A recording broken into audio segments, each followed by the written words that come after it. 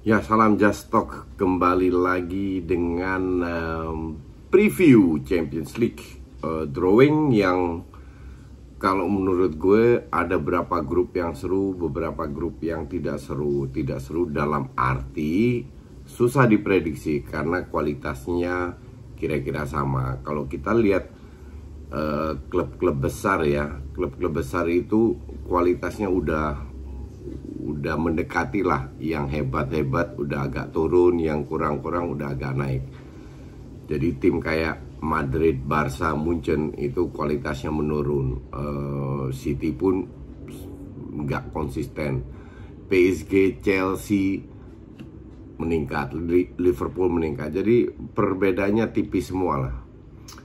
Apalagi sekarang AC Milan balik lagi. Dan itu cukup seru. Oke, kita mulai dulu deh. Kita mulai dari grup A, Man City, PSG, Leipzig, Club Brugge. Oke. Kalau orang bilang ini grup neraka, gue bilang tidak. Beberapa grup A, grup B, grup E, grup B, dan grup H untuk gue itu udah hampir pasti. Beruntung mereka ketemu di grup dulu. Contoh, Barca ketemu dengan Munchen, artinya selanjutnya nextnya nggak akan ketemu lagi. Oke. Kalau mau ketemu paling di semifinal atau perempat final lah. Dan ini yang membuat meringankan kalau gue bilang klub-klub besar tersebut, karena daripada mereka masuk grup jelek terus lolos jadi juara grup, ntar ketemu tim berikutnya yang lebih berat. Mending kayak begini untuk tim-tim tersebut, mending ketemu yang berat, yang favorit lah itu di group stage, biar kedepannya mereka tidak akan ketemu lagi. Oke, grup A, Man City, PSG, Leipzig, Club Brugge.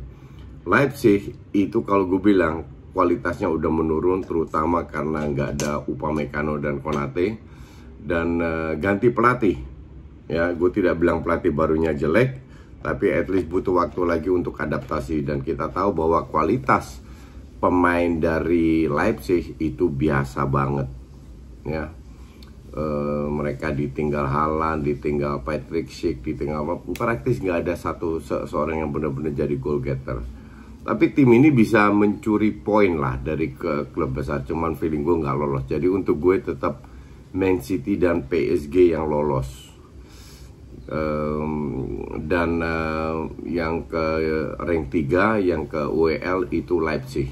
Gue rasa nggak ada yang mengejutkan. Grup B, Atletico, Liverpool, Porto, AC Milan. Untuk gue Atletico dan Liverpool yang lolos. Bahkan gue berani bilang Liverpool yang jadi juara grup. Oke. Atletico juga, ya gue bilang ini tim gak jelek, definitely gak jelek, cuman tidak terlalu konsisten. Mereka kalau udah dapat 1 tahun yang bagus biasanya habis itu ngedrop. Nah, tahun kemarin kan jadi juara. Tahun ini feeling gue sih biasanya mereka ngedrop beberapa tahun ke depan. Simeone ini kan suka main bertahan, padahal sama sekali nggak perlu. Dan Liverpool yang, ya kalau lihat di awal musim di Liga, mereka lagi on fire ya. Jadi Liverpool, Atletico Madrid yang lolos. Bahkan gue bilang Liverpool yang bisa jadi juara grup. Nah, ketiga antara Porto, AC Milan. Milan kan sudah lama nggak main Champions League dan pemain baru semua, praktis pemain yang tidak terlalu banyak pengalaman di sepak bola internasional lah. Sementara Porto itu tim alot kalau gue bilang, tim alot, suka bertahan. Milan ini kan susah bertahan. Nah, Porto sementara suka bertahan, ngincar counter attack. Nah, disinilah kesulitan Milan untuk mengobrak-ngabrik, karena kualitas Milan juga nggak hebat-hebat amat, bahkan biasa banget lah. Tekanan ini ada di pemain dan gue tidak yakin pemain Milan bisa lolos walaupun permainan mereka bagus ya. Kalau dari sisi permainan gue bilang Milan lebih bagus daripada Porto. Tapi in this case lo harus punya killer mentality dan Porto itu lebih punya menurut gue. Jadi gue bilang Porto yang lolos ke WL bukan AC Milan. Mungkin gue salah, kita lihat aja nanti. Oke Rengga. Grup C, Sporting, Dortmund, Ajax, Besiktas. Nah ini yang agak sulit diprediksi. Dortmund, kalau gue bilang Dortmund is Dortmund, ngandelin Haaland. Gak selalu main bagus. Kalau Haaland lagi drop, selesai juga. Malen harus adaptasi lagi. Dortmund mungkin di atas kertas lolos. Feeling gue sih Dortmund lolos. Nah, kedua ini antara Sporting, Ajax atau Besiktas. Gue pilih Ajax. Ajax awal-awal musim itu agak keteteran, tapi kalau udah 2-3 match ke depan mereka mulai bangkit lagi. Dan Sporting juaranya Portugal, tapi kalau nggak salah tahun lalu Ajax pun mengalahkan Benfica. Jadi untuk gue sih away mungkin seri, di home Ajax bisa menang. Bahkan lawan Dortmund sama sekali nggak perlu kalah. Besiktas nggak begitu gue perhitungkan, karena Turki sesimpel itu.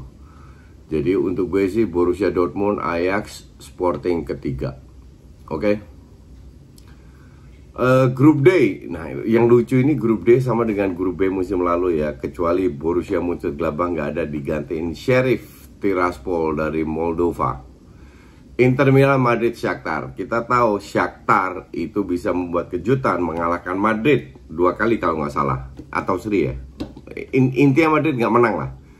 Dengan counter attack yang berbahaya, kita juga tahu bahwa Inter Milan tidak lolos dari grup dengan Lukaku, dengan Eriksen, dengan Hakimi. Oke. Tahun ini agak menurun kualitasnya dengan pelatih baru. Jadi grup ini cukup seru, tetap Madrid yang lolos. Nah, sisanya sih antara Shakhtar dan Inter Milan. Sheriff gue nggak anggap, itu rank 4. Antara Shakhtar dan Inter Milan. Apakah Milan bisa secepatnya bangkit dengan pelatih baru? Karena Shakhtar Donetsk kita tahu main parkir bis dengan counter yang tajam.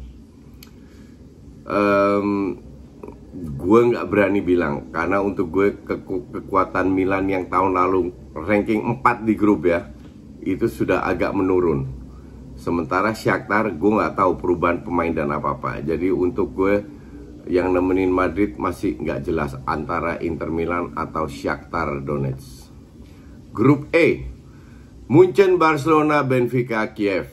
Untuk gue sini jelas ya, Munchen Barcelona di 1-2. Orang bilang ya Barcelona stres, inget 8-2, forget it. Munchen tidak sehebat itu, tidak sehebat 2 tahun lalu. Bukti yang tahun lalu mereka juga nggak masuk final. Dan tahun ini dengan pelatih baru, beberapa pemain sudah mulai tuir, performanya udah mulai menurun. Sane contoh nggak kelihatan, Gnabry nggak kelihatan juga beberapa musim, bahkan di timnas Jerman. Jadi Barcelona definitely bisa ngelawan kalau seandainya Coutinho, Ansu Fati, Dembele semua sudah balik, dan Agüero. Kita lihat, tapi yang jelas Munchen Barca, Munchen sedikit unggul untuk rank 1, tapi ini bisa ada surprises ya. Benfica rank 3, Kiev rank 4. Oke? Nah, ini yang lucu nih. Grup F, Villarreal, Man United yang ketemu di final UEL. Dan di situ MU main untuk gue lebih bagus, tapi mental juaranya MU ini nggak punya sehingga kalah dengan adu penalti. Ditambah Atalanta. Young Boys, ini juga tim alot kayak Porto. Pasti nggak lolos, cuman bisa nyuri poin.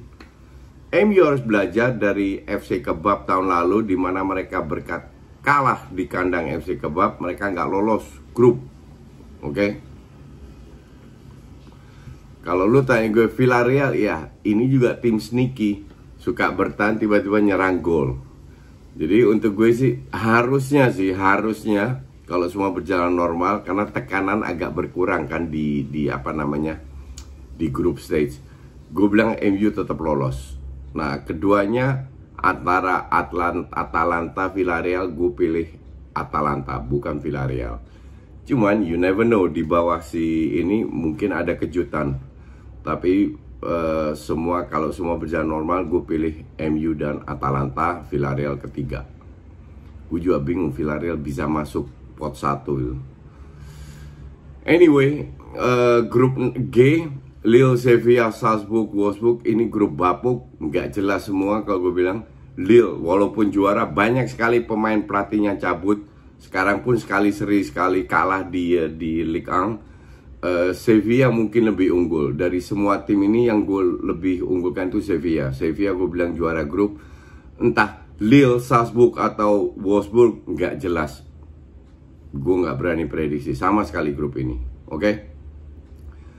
Grup H, Chelsea, Juve, Zenit, Malmo. Chelsea juara grup, Juve runner up, Zenit nomor 3, Malmo paling buncit sesuai dengan ranking. Gue kira itu dulu, tapi kita nggak tahu. Mungkin ada kejutan, semoga ada kejutan sehingga kita lihat. Siapa tahu Milan bisa menyingkirkan ATM contoh, atau MU bisa out, MU yang very favorite. Semua bisa terjadi. Oke? Itu dulu, kita ketemu lagi di hari Sabtu. Thanks for watching.